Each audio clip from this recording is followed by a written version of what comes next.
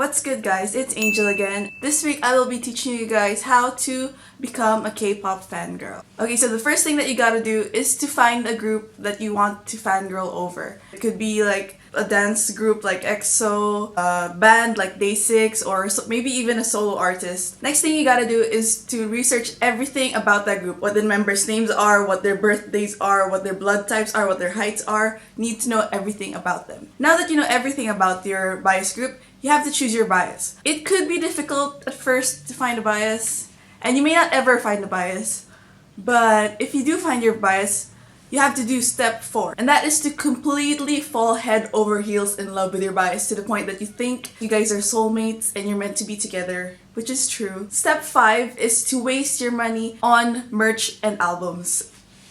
Like this. But you don't care because if it's for oppa, who cares, right?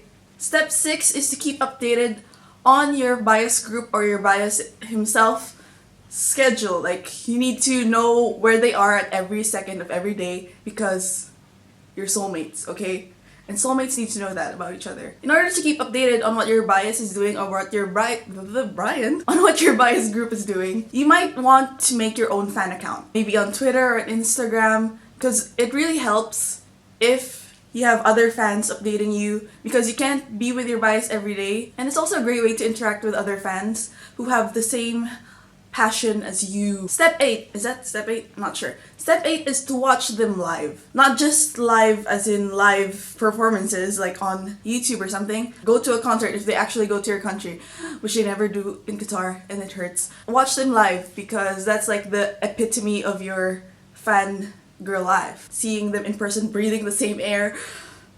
When am I ever going to breathe the same air as my oppas? Step 9 is optional, but you could also go to Korea and wait outside of their building and wait for oppa to come out of the building. I mean, not out of the closet, but you know what I mean. Stalk them oppas. Not JYP though, because intensified blacklist rules, you can't wait outside. When am I going to see Day6? And finally, step 10 is to marry your bias. What? What do you mean you can't marry your bias? We're soulmates, right? I know I'm gonna marry my bias, right? Right?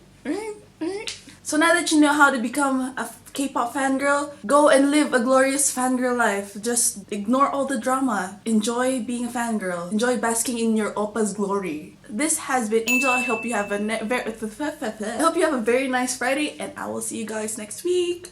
Bye!